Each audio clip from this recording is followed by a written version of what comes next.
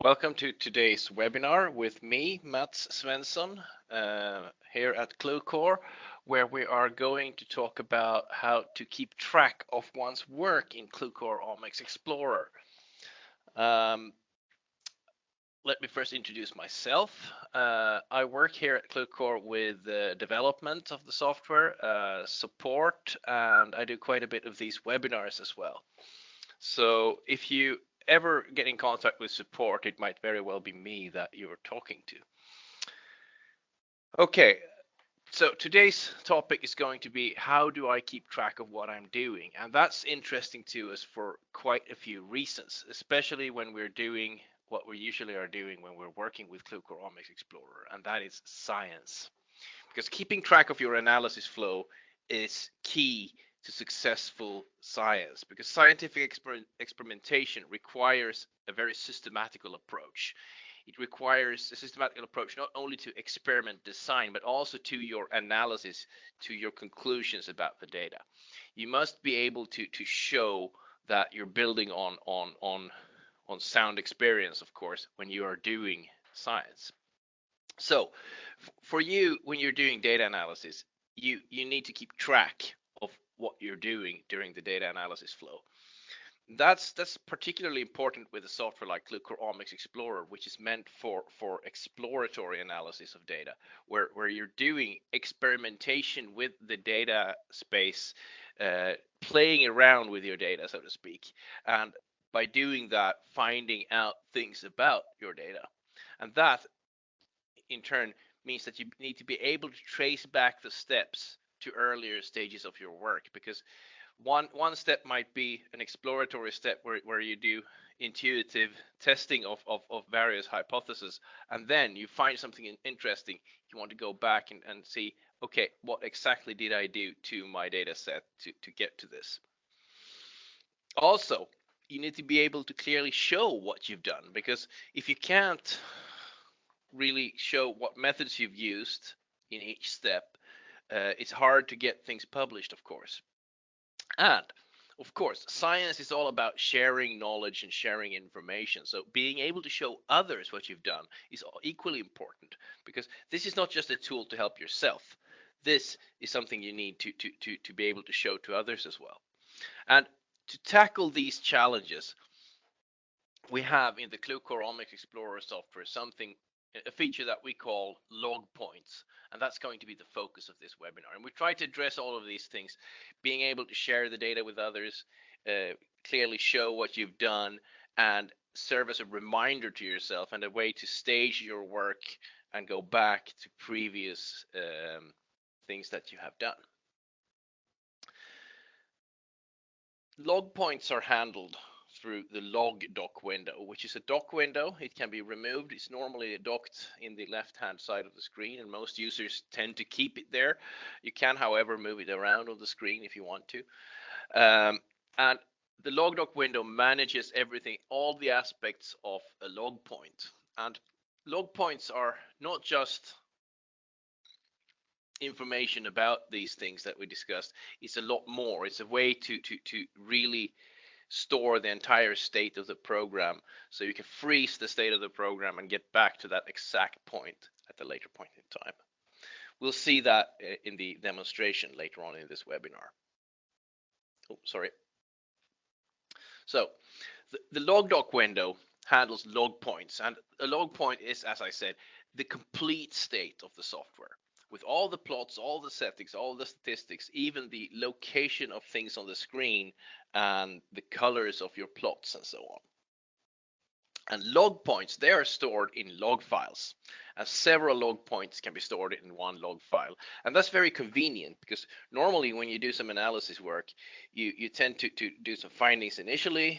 Okay, this is interesting, this might be something, and then you move on to statistical analysis. Then you can save log points for each step and go back and retry different approaches on your data at the point in time where you were.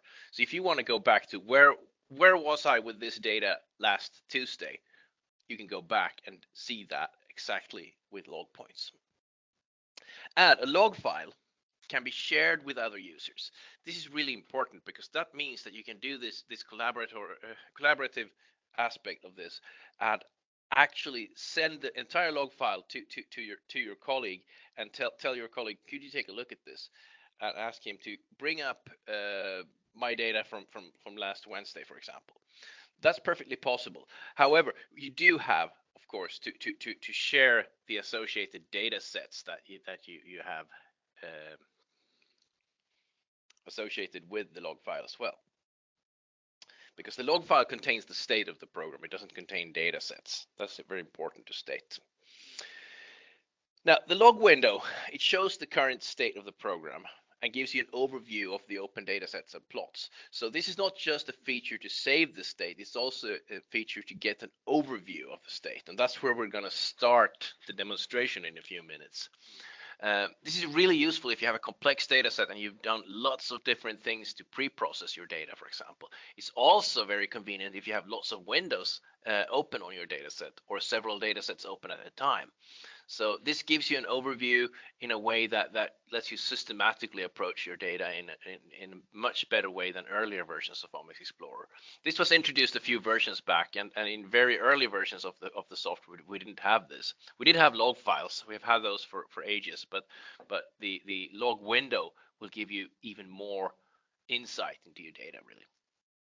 Also, this is also a very useful feature, especially for publications. The state of the program at the moment, your data set and all the things you've done to it, like variance filtering or statistical settings and whatnot, can be exported to a PDF report. And that PDF report gives you a summary with all the plots that are on the screen at the moment, and also, very importantly, for those publications, it also will contain relevant references. So all the methods like ANOVA and the t-SNE plot and whatever, they are documented there with references. So you can go back and use those references in your publications. That's something that's been asked for a lot by many customers here, because being able to show that, okay, I've used a method that is really documented out there in the scientific literature is, of course, important. And we're not going to spend very many more minutes on the presentation. This was a really brief introductory presentation. We're going to spend the rest of the time of this webinar on the actual data, on the actual demonstration, using real data to illustrate what we want to do here. The webinar will be available for later viewing. I should tell you that. It's going to be available sometime next week, probably, on Qlucore.com, our website. A brief Q&A session will be held after the webinar. And if you have any questions that pop up after the webinar, or you're trying these things out and have a question or an issue with the program, please contact us via email to the support email here, support@qlucore.com.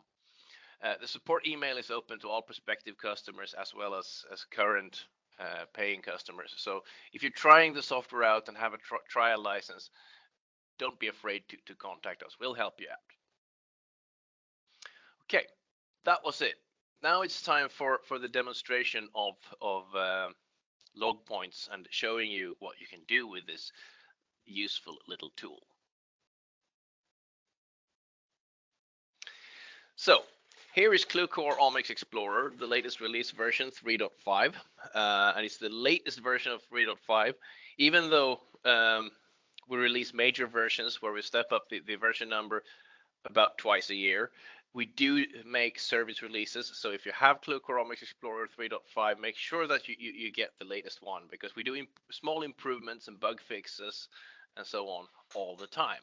So I just want to remind you of that. So let's take a look at where we're at. Here we have the log doc window. The log doc window contains several different panes.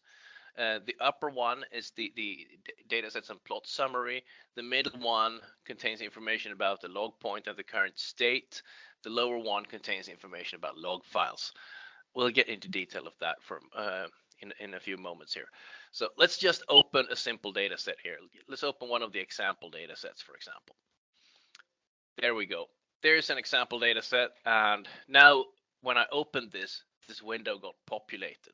And what we see here, here's the summary information about what plots are open. That's really useful if you have many plots. I said that before. It's also useful if you have several data sets open and want to flip between them easily. So what I'll do here is that I'll close my statistics window for the moment, and I'll just make a duplicate of that plot and make that into a variable plot, like so. So these are two synchronized PCA plots on the same simple data sets. This one showing the sample aspect, this one showing the variable aspect. And as we see here now, the data sets and plots window over here will give me a view on that. So I'll see that, okay, I have one data set here called Qlucore test data set, and it's got two plots, variable and sample plots. And I can click on them. As you see, when I click on them, the corresponding plot gets activated. Now, if I open a third data set here, sorry, a second data set and a third plot, there we go. Now I've got the leukemia data set open here, and that one is not synchronized with these. So, and it shows up here as acute lymphoblastic leukemia, and it's got one plot, the PCA sample. So this gives me an overview of what plots I have open and what data sets I have open, and I can close this one if I want to have just a focus on the leukemia data set here. But let's go on and see what we can do with this log window then. So I got my leukemia data set open, and here, this pane here shows the current state of the program. And this pane should be read from the bottom up. So you should start here at the bottom, because all of these steps are done in the order, with this one being the first step taken and this top one being the last step taken. And if I change something on this data set, if I go to the data tab here and set a threshold on my data, for example, it will be reflected here. So the threshold will be shown here. So you'll get the entire state of the calculation pipeline applied to your data shown. If I do logarithming of the data here, you see that it changed over here. So I'll see the complete state of my current data set here in the current tab. That's useful because that means that I can actually go into detail on what was done to my data set. And one question we very often get on the support from the customers is actually, okay, in what order are these two operations applied to my data? And that question can really be answered by looking at this window, because if I do something to my data, it will show here. If I bring up the statistics doc window again, here you see that if I do variance filtering, it will show here. Variance filtering is actually a very late operation of the data, because all of these things are done before thresholding, logarithming, collapsing, and so on. We could do, just for an example here, do the data collapse on the data here, where we take everything that has duplicate gene symbols and combine them. So everything that's got the same gene symbol will be averaged, for example. If I do that, you'll see here collapse mode is done on gene symbol and it's done with average, for example. Okay, so this shows me what's going on. This shows me an overview for what data sets and plots I have. This shows me what's going on with the current one. Now let's start making log files and log points and see how this can help us. If we go to the bottom pane here, the first one here is log file, where I can create the log file or open an existing one. So I'll make a new one here. So I'll make a new empty log file for myself here. So I made a new empty log file. It contains no log points, because here's a list of everything that's in it. And let's do something to our data now. Let's do some analysis on our data, so to speak, and find something out about our data set here. So there we go. I've done some variance filtering. And when I did my variance filtering, I discovered something interesting. There seems to be at least 3 groups in my data. There's a big lump of samples here. There's one satellite group here, and there's one satellite group here. So I want to save that information, because that's something interesting I found, and I want to document that fact for the future. So I'll go to my sample tab here. I'll create a new sample annotation. New potential groups, I'll call it. let's see here. New potential sample groups. There we go. And now I'll start doing things to this. I'll color this. I'll color my plot according to my new potential sample groups here. There we go. And what I'll do is that I'll create a couple of new annotation groups here. So I'll create a few new values here, and I'll call them group 1,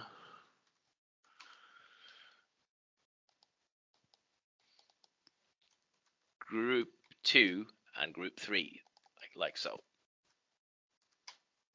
And then I'll just add the annotation tool with the multiple annotations here to annotate my groups here, like so. And there we go. I've now created a potential piece of science for my paper that I'm writing. So this is something interesting. I want to keep in mind that I did this. So what I'm doing now is I'm going to the log tab here and creating a log point. So I'll create a log point on this, new log point. The data frame has been edited. You must save the data frame. And the reason why the software is saying this to me is that I've actually created some new annotations on the dataset. So I'll save the dataset for now. There we go. I'll replace. Oh, I can't save it there. I need to save it somewhere else. So I'll save it in the temporary directory for now. There we go. I'm saving my data, and now I've got a log point here. I can create a name for the log point. It's always got a timestamp here, but I can create a name for it. My 3 potential groups is what I'm calling this one. I can also add a description here. Today I found 3 potential groups in the data. Should be investigated. There we go. And the cool thing here is that I can make annotations to this data. This is really useful because when you go back, oh wait a second, I did something last Tuesday, but I had 5 log points last Tuesday. Being able to name them and being able to put in your own comments in this really helps, because that will allow you to go back and see, okay, which one was the one I'm looking for. So let's say I'm going on working with something completely different, and I'm working with a different data set, and a few days later I get back to, wait a second, I found 3 groups the other day in that data set, leukemia. I should really go back and take a look at those again. Wait a second, I've got them in a log file.